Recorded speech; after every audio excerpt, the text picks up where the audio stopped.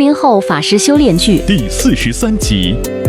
咱们就是说到做到，开始自己做饭了。虽然我前一天晚上睡得很晚，但是想到能吃上自己做的饭，还是早早爬起来了。我最近收藏了一大堆一人食，然后准备学习一下，感觉一个人吃饭还是挺方便的。总结下来就是把蔬菜啊、肉啊准备好，然后一锅出。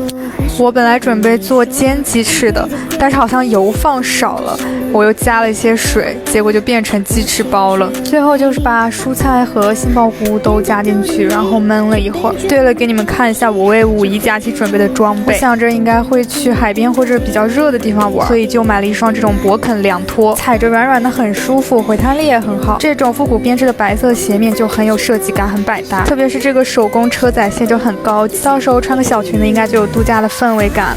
天呐，我发现如果是自己做饭带饭的话，真的会一直期待着中午。其实那一锅做的是我的中饭加晚饭，但是我觉得太好吃了，就把它全吃完了。我还给我的同事尝了2块鸡翅，他说非常好吃，认可了我的厨艺。下午的时候，团队的律师说，最近有一次会见的机会可以让我参与，对于这种事我还是很有新鲜感的。晚上回家把行李收拾了一下，因为过2天要去杭州出差。我现在对出差收拾行李这件事情已经炉火纯青了。实际上是因为出差太频繁了，每次箱子回来里面的东西都不清空，下一次直接用就可以了。晚上又看了《苦尽甘来遇见你》，其实我在抖音上已经把他们的片段刷得差不多了，但是还是想把正片再看一遍，因为最近都是睡前看，结果第2天早上起来眼睛肿得就像核桃一样。小韩，你真的很会拍。